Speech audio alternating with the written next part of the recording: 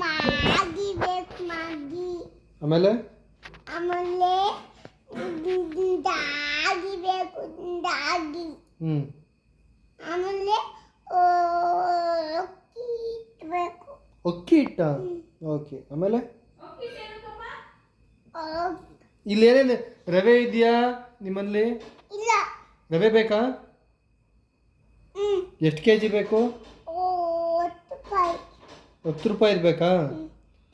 ಇದು ಕಡಲೆ ಬೇಕು. ಎಷ್ಟು ರೂಪಾಯಿದು? 10 ರೂಪಾಯಿದು. ಎಷ್ಟು ಕೆ ಜಿ ಬೇಕು?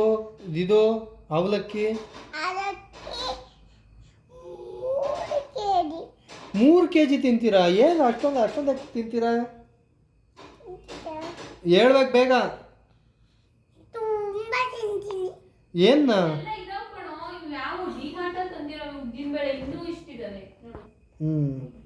ಇನ್ನೇನು ಬೇಕು? ಬಟಾಣಿ ಬಟಾಣಿ ಬೇಕಾ?